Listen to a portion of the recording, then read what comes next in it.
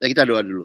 Tuhan, terima kasih ya Tuhan atas segala berkasih-Mu. Kau sendiri yang mengajar kami, Kau sendiri yang memberikan hati-Mu kepada kami. Terima kasih Bapa, dalam nama-Mu kami berdoa. Amin. Ya, ini mengalami kehendak Allah ya. Roma 12, 1 dan 2 ya. Yang tadi ya. Makanya itu dari hati, dia dapat apa? Ya toh? Ini. Oke. Itu yang di Roma 12, 1 dan 2. Oke, kita lihat. Slide berikutnya. Nah, karena itu, saudara-saudara, demi kemurahan Allah, demi hati Allah yang merciful, yang belas kasihan, aku menasihatkan kamu supaya kamu mempersembahkan tubuhmu sebagai persembahan yang hidup, kudus, berkenan kepada Allah. Itu adalah ibadahmu yang sejati. Ya, ini banyak penyembah ya. You mau jadi penyembah bukan you jago nyanyi ya. Lu bukan menyembah, bukan gitu bukan lah. You mau menjadi penyembah. You menyembah Tuhan. Ini hatimu tuh terima kasih ke Tuhan karena Tuhan sudah mengampunimu. Hatimu terima kasih karena Tuhan mengasihimu. Itulah penyembah. Ngerti gak? You tahu di Alkitab siapa penyembah? Hanya murid Tuhan. Yang lain bohong. Lu nyembah apa? Orang lu gila sama teologi. You gila sama lagumu. Kamu gila sama kemampuanmu. Itu nyembah Tuhan. Gue bilang nyembah diri lu. Tanya saya. Tapi murid Tuhan tidak. Murid Tuhan ini. Ya, mempersembahkan tubuhmu sebagai persembahan yang hidup, yang kudus, berkenan. Kenapa? Demi kemurahan Allah. Jadi dia tuh terima kasih sama Tuhan. Bersyukurnya tuh dalam hati. Aku apa kok Jawa ya? Aku bejo, Tuhannya api. Gitu loh. Tuhannya ngampuni aku. Tuhannya berkati. Itu penyembah yang benar. Nangkap Mbak? Karena menerima hati Tuhan yang penuh kasih. Ngerti nggak? Jadi lu jangan terpesona sama hati nyanyi. Itu penyanyi lagu. Kalau hatinya antara hati dengan Tuhan. Nangkap nggak lo? Kayak gitu. Kalau hatimu berterima kasih karena belas kasihan Tuhan, kamu tahu belas kasihan Tuhan yang mengampuni segala dosamu. Kamu tahu kamu dibenarkan untuk menerima berkat kerajaan surga. Dan Tuhan ingin memberkati orang lain hanya dengan kasih-Mu. Itu kamu punya. Kamu sudah bersyukur. Kamu menyembah Dia. Ngerti ya? Semua balik ke hati toh. Ya, oke? Janganlah kamu menjadi serupa dengan dunia ini, tapi berubahlah oleh pembaruan budimu, pikiran. Ya, budi itu pikiran. Ya, kalau zaman dulu tuh apa ya Pak Yonas ya? Apa dulu diajarin di SD itu budi pekerti. Kok zaman sekarang nggak ada? PPKN budi pekerti dulu ada nama kata budi. Gue mesti ngalamin di SD. Ya, sehingga kamu dapat membedakan manakah kehendak Allah, apa yang baik, yang berkenan dan sempurna. Ya, oke. Sekarang kita lihat satu-satu ya. Jadi kehendak Tuhan. Ya, kehendak Tuhan toh. God will, kehendak Tuhan, ya. Tuh, God will, ya. Then you can mengalami kehendak Tuhan. Oke? Nah, berikutnya. Jadi topiknya itu kehendak Tuhan, ya. Bagaimana mengalami kehendak Tuhan atau menerima kehendak Tuhan atau ini. Nah, yang pertama, demi kemurahan Allah.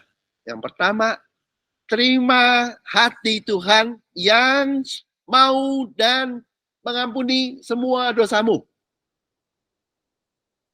Kalau bahasa Inggrisnya ya, in view of God's mercy. Bukan God's grace. Mercy. Ya itu, kemurahan Allah. Tuh, kalau bahasa Indonesianya kan demi kemurahan Allah. Kalau bahasa Inggrisnya, in view of God's mercy. Ya, tangkap ya. Mercy. Ya. Anda kita mau menerima kemurahan hati Tuhan atau mercy Tuhan atau belas kasih Tuhan. Karena ini translate-nya kan kemurahan. Kalau lu mau translate jadi belas kasihan juga boleh, karena aslinya ini kan Alkitab Perjanjian Baru bukan ditulis dalam bahasa Indonesia ya, tapi dari terjemahan loh Indonesia. Ya, yang penuh belas kasihan, ya begitu, dan bukan bergantung ini. Pada waktu kita menerima belas kasihan Tuhan, ya kita tuh nggak lagi egois. Hatimu berubah, ya. Jadi ya. Kenapa gereja gagal? Kenapa teologi gagal? Kenapa dunia gagal? Orang tuh mau dicekokin kayak propaganda Hitler, Itu dipakai propaganda di otak. Lu nggak bisa ganti otak orang kalau hatinya belum berubah. Ngerti nggak, Via? Kalau ada orang hatinya jahat, bisa nggak pikirannya baik? Bisa nggak? Bingung dia. Hatinya jahat, ya. Gini, hatinya egois, bisa nggak pikirannya murah hati? Kalau saya selalu contoh, karena gue gini, kalau hati gue mau makan bakmi, otak gue jalan mikirin makan bakmi di mana. Bener nggak? Pikiranmu tuh ngikut hatimu. Bener nggak? Kalau kamu seneng tas itu, warna merah, pikiranmu cariin di Instagram mana yang merah itu. Bener nggak? Setelah itu dompetmu ikut. Kalau ada duitnya.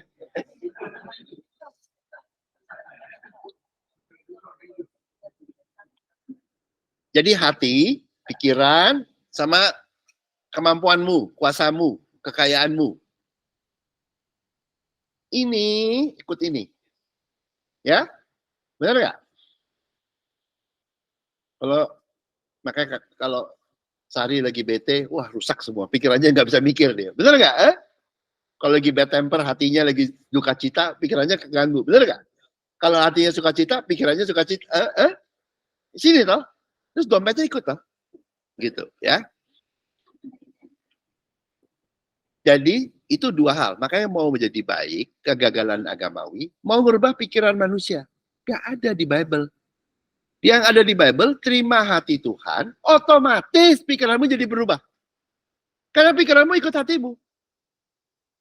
Terima hati Tuhan, otomatis kehendak Tuhan dan kekayaan Tuhan ikut kamu.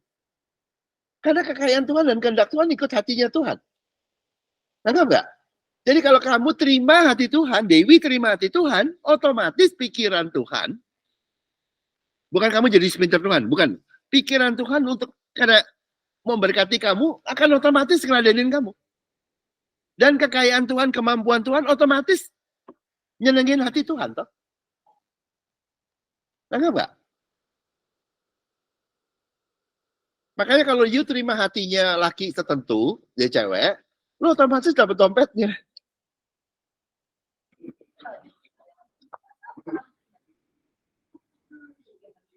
Itu yang laki yang normal. Kalau dompetnya nggak jalan sendiri, hatinya jalan sendiri, itu namanya nggak normal dong. Hah? Itu namanya out of control. Ngerti nggak? Kan manusia itu kan, kalau yang benar kan ininya ngikut gitu ya. Makanya terima hati Tuhan. Waktu you terima hati Tuhan, dua hal terjadi. Otomatis pikiranmu jadi benar. Setelah itu kamu baca ayat, dan kalau kamu sekolah teologi juga gurunya kalah semua sama kamu. Nangkap nggak? Karena hatinya udah bener.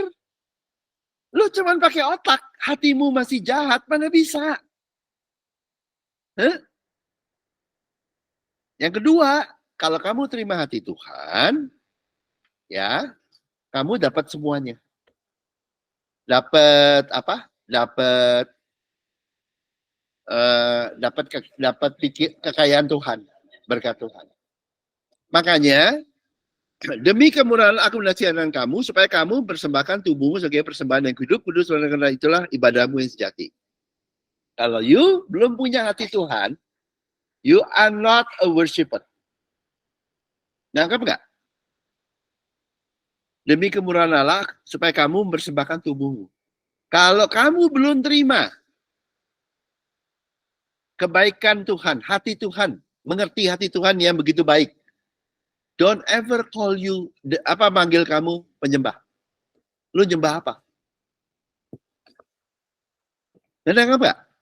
Yang kamu sembah adalah Tuhan yang baik, Tuhan yang mengampunimu, Tuhan yang memberkatimu dengan kerja surga. Kalau kamu belum terima hati itu, ya toh, oh Tuhan masih nuduh saya, Tuhan kalau saya salah langsung dihukum.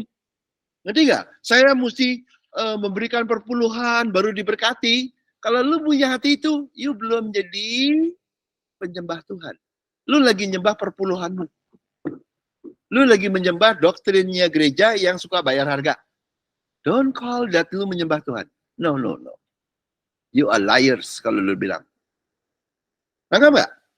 Jadi 12 ayat 1 kamu menerima hati Tuhan sehingga kamu bisa menyembah Tuhan, gitu ya. Tuh. Oke. Itu kehendak Tuhan. Nah, pembaruan pikiran. Yang gue bilang sama Sari, gak boleh pakai pikiranmu gitu loh. Sebetulnya salah tuh. Mesti terima hati Tuhan baru pikiranmu bisa ngikut. Kalau hatinya masih hati lama, nggak bisa loh. Pikiran kita akan ikut hati kita yang lama. Janganlah kamu menjadi serupa dengan dunia ini. Oke? Jadi, janganlah kamu otaknya sama dengan dunia. Gitu loh. Ya, pikiran manusia dan pikiran dunia itu mengikuti hati manusia yang egois. Semua manusia dilahirkan egois. Kalau nggak percaya, baby punya makanan kamu ambil, marah tuh baby. Udah ngerti ya? Berubahlah oleh pembaruan budimu. Jadi pada saat kita mau menerima hati Tuhan yang begitu baik kepada kita, diampuni, diberkati, dan kita bisa mengasihi, memberkati orang lain yang kita kasihi, ya, pikiran kita akan mengikuti hati Tuhan yang ada. Pembaruan otomatis terjadi. Gak usah you macam-macam, langsung kebuka. Kalau you hati lu belum berubah, nggak bisa. Ya, berubahlah oleh pembaruan budimu. Oke, berikutnya urutannya ya. Ini juga nih saya lari dulu ke Roma 8 ayat 13. Jika kamu hidup menurut daging, kamu akan mati. Tapi jika oleh roh kamu mematikan perbuatan tubuhmu, kamu akan hidup. Jadi hati Tuhan itu kan roh, ya, oleh roh. Ya toh? Jadi pada waktu kamu menerima roh atau hati Tuhan, kamu akan hidup. Kekayaan Tuhan akan memberkatimu. Ya, perbuatan tubuhmu, pikiran Tuhan, pikiran-pikiranmu akan berubah. Pikiran dan nih mematikan perbuatan tubuhmu. Tubuhmu kan ngikutin pikiranmu toh. Begitu kamu menerima roh atau hati Tuhan, tindak tandukmu akan berubah dan hidupmu akan berubah menjadi baik semua. Ya, sama toh? Oke, lalu jadi itu hidup baru itu begini. Jadi kita tidak dapat mengubah pikiran kita dengan usaha kita sendiri. Nggak bisa loh. Karena manusia adanya pikirannya egois semua tuh. Doanya egois. Semuanya egois kita. Sakit hati gitu. Kecewa, sakit saya. Waduh. Ya. Saya yang salah atau kamu yang salah. Aduh, udah ampun. Jadi cara Tuhan untuk beri pikiran kita adalah kita terlebih dahulu mau menerima hati Tuhan. Hati Tuhan tadi ya, 3 hal. Tuhan, ampuni semua dosamu, sehingga kamu dibenarkan untuk terima semua kekayaan Tuhan, dan hati Tuhan itu mau melimpah mengasihi orang lain. Siapapun juga, semua yang kau kasih akan Tuhan berkati dan tanggung bebannya. Bebannya hilang loh, pindah ke kami. Setelah kita menerima hati Tuhan, pikiran kita akan berubah dan mengikuti hati Tuhan yang ada di dalam kita otomatis. Dari hati Tuhan merubah pikiran kita dan akhirnya hidup kita. Dari hati Tuhan membuat pikiran Tuhan dan kekayaan Tuhan ngikutin dia, gitu ya. Tangkap ya. Jadi dari hati berubah kau dan membuat Tuhan memberkatimu terus-menerus. Ya, oke? Gampang ya? Jadi ya, urutannya yang pertama, kita mau menerima hati Tuhan, pikiran kita mengikuti hati Tuhan. Pikiran kita diperbaharui. Otomatis, gampang ya. Kita menikmati hidup baru dari Tuhan. Itu urutan pertama. Itu tadi. Pada waktu kamu ngerti ini semua, gini ya, makanya kamu bisa bersyukur, bisa menyembah. Karena kenapa? Benar-benar Tuhan yang kerjain kok. Cuman hatinya hati Tuhan, bukan kamu merubah hatimu, mana bisa.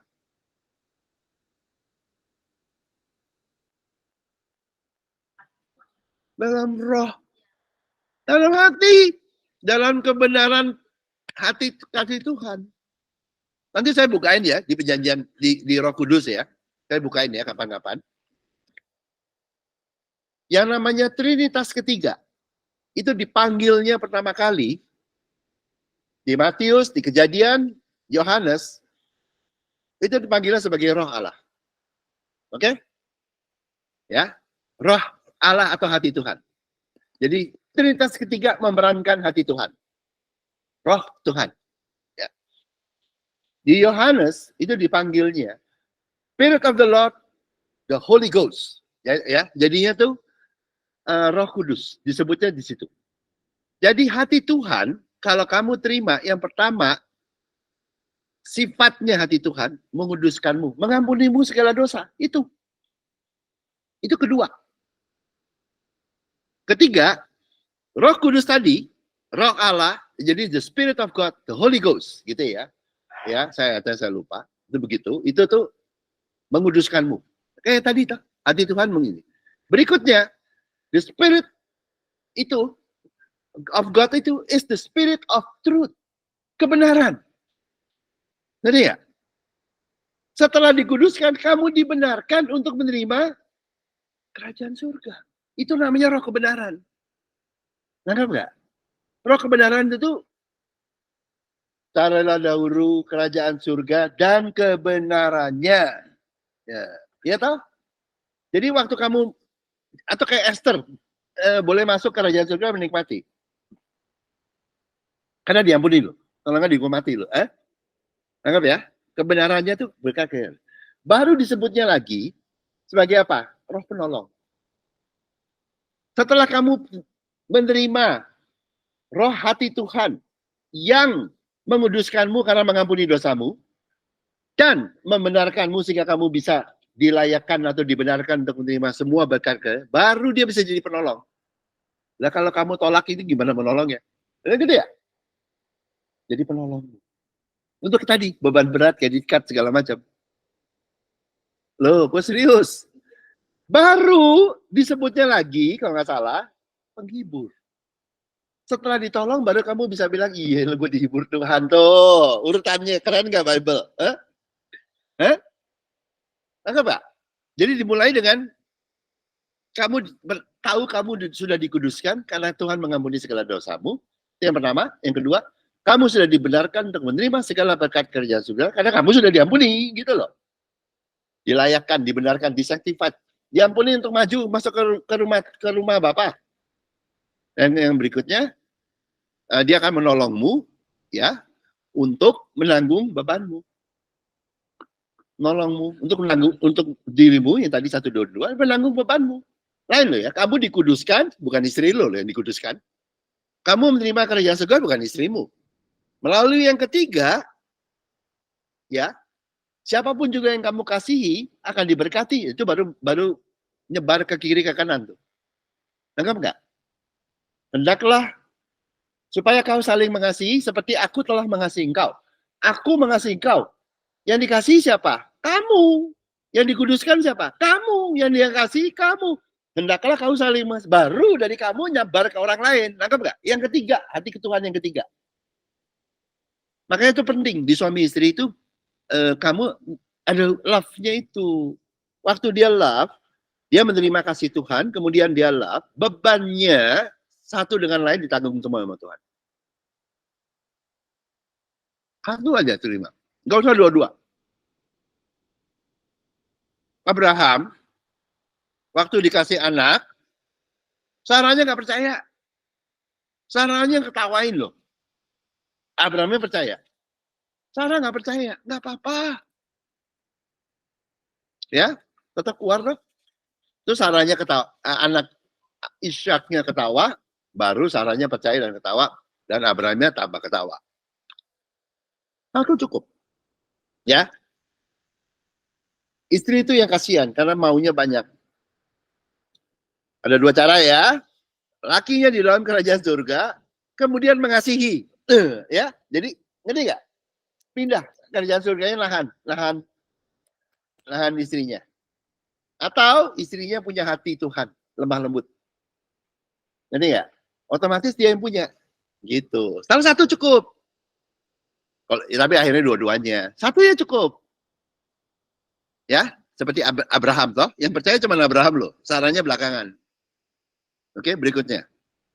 Nanti kalau nggak juga grogi, nanti istrinya belum, suaminya udah, kita kayak grogi. Satu cukup untuk diberkati. Kehendak dan kuasa Tuhan ya. Nah ini.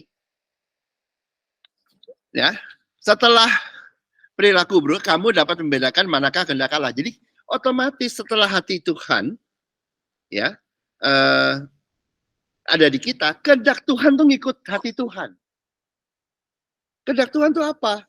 Ya, lain toh. Jadi kehendak Tuhan kan dia mau mengampunimu, mau memberkatimu. Kehendak Tuhan tuh apa? Caranya berkatin bagaimana? Tuh. Itu rencana Tuhan loh. Ya, gedeannya dia mau hatinya, mau kau diberkati dalam segala hal di kerajaan surga. Persisnya apa? Nah, itu Tuhan yang detail tuh. Itu kehendak, perilaku. Ya, apa kehendak Tuhan. Gak usah tahu, pokoknya ikut. Ya, pokoknya dia milih caranya. Milih cara berkatinya. Oke, lalu berikutnya, karena dia ngikut hati Tuhan ya, untuk membahagiakanmu. Apa yang baik yang berkenan kepada Allah. Ya, setelah itu, kuasa Tuhan akan menjalankan kehendak Tuhan yang mengikuti hati Tuhan. Nah, kehendak dan kuasa Tuhan itu akan Tuhan bilang sifatnya 3. Baik, berkenan pada Allah, dan yang sempurna. Ya, jadi kehendak Tuhan itu 3 tadi. Baik, ya, berkenan kepada Allah, ya, dan sempurna. Baik apa? Yang disebut baik. Kamu bukan orang jahat lagi karena dosamu kuampuni. Kau jadi orang baik. Tuh, itu maksudnya.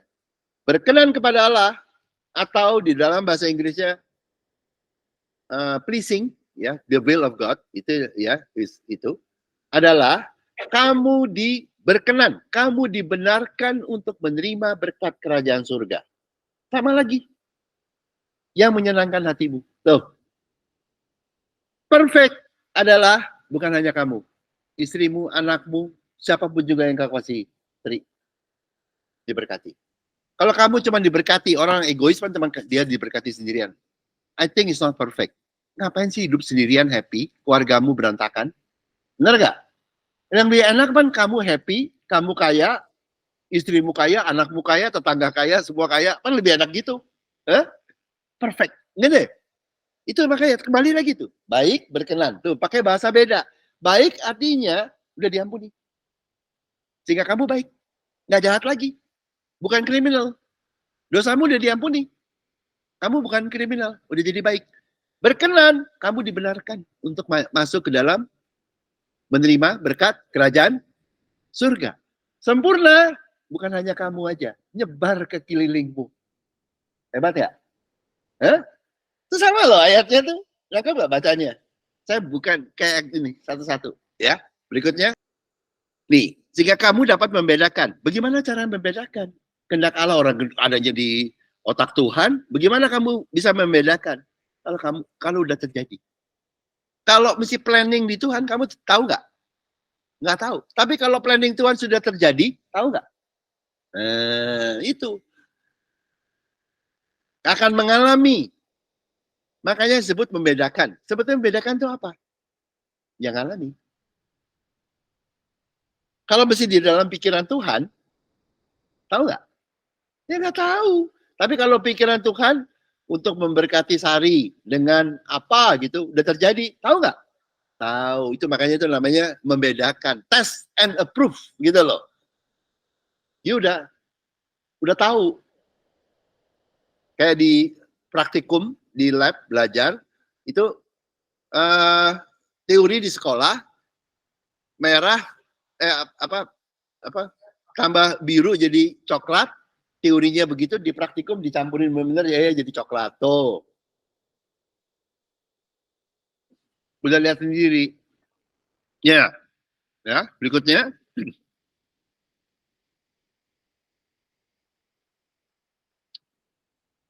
Ya. Baik, menyenangkan dan sempurna. Baik, karena kamu sudah diampuni segala dosamu. Menyenangkan atau berkenan karena kamu dibenarkan untuk menerima berkat kerajaan surga, kekayaan Tuhan yang menyenangkanmu. Sempurna, tumpah ke kiri dan ke kanan yang kamu kasih. Maka yang paling dekat tuh istrimu, yang paling dekat anakmu. Tapi nggak hanya itu, maumu. Makanya di berkat kerajaan surga, Yesus bilang, buahnya ada yang 30, ada yang 60, ada yang 100. Ya, saya kira-kira gini nih kepada orang yang dari Danau Besar itu ya. Kalau yang 30 itu mungkin keluargamu lah. Keluarga gede, keluarga. Kalau 60 mungkin sama margamu kali. Atau 100 kali margamu. Kali gitu tuh. Sama kali, pokoknya udah deh yang kamu mau yang mana. Ngerti ya? Saya kasih, kan banyak keluarga kan, apalagi dari Batak segala kan bebannya berat toh karena marga. Gak apa-apa. Kalau Tuhan yang megang, itu mampu. Kalau enggak kamu jadi pisang salai loh. Apa pisang apa tuh kalau di puncak tuh? Benar mau bilangin. Benar kuat. Tapi Tuhan nggak apa-apa. Yuk mengasihi banyak orang. Mau berapa? 30?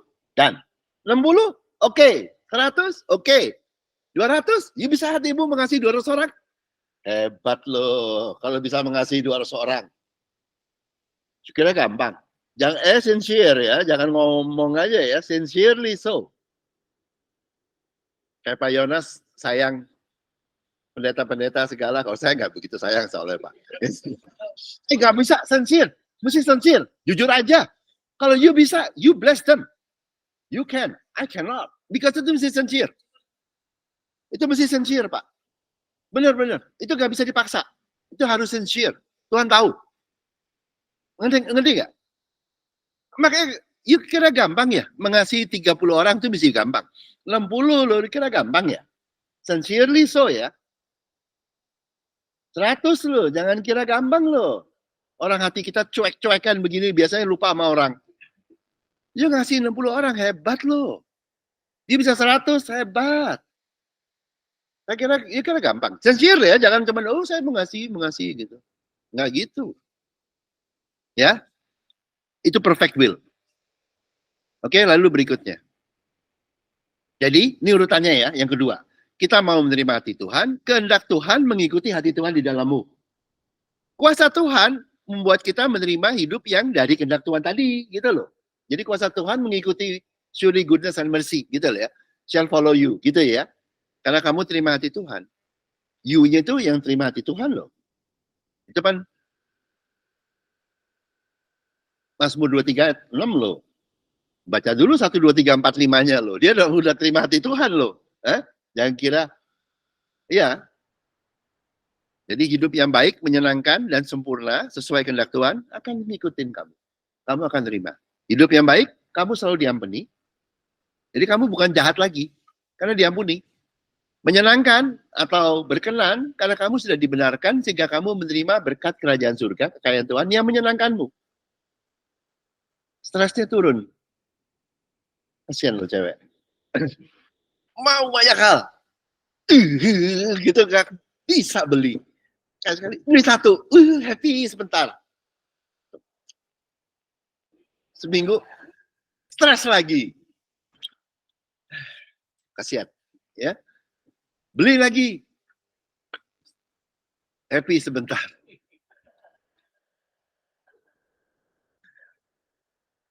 Ya begitu. Tapi itu sebenarnya mau banyak tuh nggak apa-apa loh. Dari Tuhan tuh kenapa? Tuhan tuh maunya kamu dapat banyak. Dan kamu apa? Berkenanlah di hadapan Tuhan. Jadi kamu benar di hadapan Tuhan.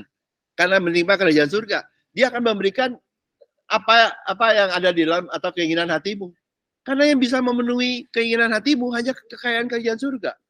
Tapi kekayaan kerajaan surga memenuhi apa yang kamu kepikir, bahkan lebih dari yang kamu kepikir loh. Lu pikir lu maunya banyak, Tuhan bilang, gitu. Yang di luar itu, yang kamu gak kepikir, gue juga bisa sediain. Lu kira perempuan, oke, hebat, maunya banyak, Tuhan bilang, gue lebih banyak maunya untuk berkatin kamu daripada yang kamu kepikir. Iya.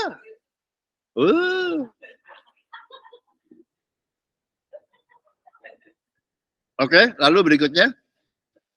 Ini hati Tuhan ya, saya ulangin lagi supaya ngerti. Demi kemurahan Tuhan.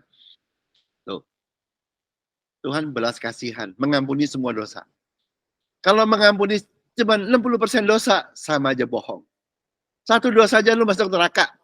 Kalau nggak diampunin semua, pada kadang-kadang, gimana sih percaya juru selamat, tapi saya dosa masih dihakimi. Gue bilangin lu ya, satu dosa tuh Adam dan Hawa itu keluar dari kerajaan surga gara-gara satu dosa lo. Satu dosa tuh masuk neraka lo. Langsung nggak? Makanya kadang-kadang tuh orang-orang, nggak saya kasih tahu ya, illogical di teologi. Alias stupid. Lu satu dosa nggak diampuni masuk neraka lo. Hah? Yang Tuhan maunya all. Kalau all ya all. Dan kemudian dibenarkan untuk selain udah diampuni, dibenarkan untuk ketemu, dapat masuk ke dalam kerajaan surga loh. Ke dalam kamarnya raja atau istananya raja loh. Makanya saya bukain Esther. Sampai you ngerti konteksnya, you bisa bayangin. You warga negara nggak boleh masuk istana, tau nggak? Cobain lah tuh istana merdeka. Lu kira semua orang boleh masuk. Kecuali diundang, dibuka lah di tertentu. Ya. Lalu berikutnya, hati Tuhan itu yang pertama ya. Full of mercy. Ya, mau mengampuni segala kesalahan kita, sehingga setelah diampuni, kita dibenarkan untuk masuk ke dalam kerajaannya. Yang tadi, setelah kita diampuni, kita jadi baik. Kemudian kita jadi berkenan, diperkenankan untuk menerima berkat kerajaan surga yang ajubilah, supaya kamu senang, gitu loh. Yang mampu memberkati kita dan orang yang kita kasihi, sehingga sempurna. Masa cuma suaminya aja, istrinya enggak, atau istrinya aja, suaminya enggak, anaknya enggak. Nggak ada di Bible. Tapi melalui rute mengasihi ya. Makanya kalau dunia pun tahu ya, doanya ibu besar atau doanya bapak, benar nggak? Itu karena linknya memang kasih loh. Saya bilangin. Nangkap nggak? Itulah hidup yang baik, menyenangkan semua dimulai dengan menerima hati Tuhan. Udah selesai. Baliknya ke situ. Dari Roma. Nanti kapan-kapan, ini 2 minggu lagi dari apa ya? Oh ini saya bukan dari Matthew, ya, hari Sabat. Mirip. Teman konteksnya beda lagi. Yuk kan bisa ngerti deh. Oke? Yuk kita tutup ya dalam doa. Bapak di surga, terima kasih Yesus atas segala kebaikan-Mu. Hanya Engkau yang layak dipuji. Terima kasih Bapak, dalam nama-Mu kami berdoa. Amin.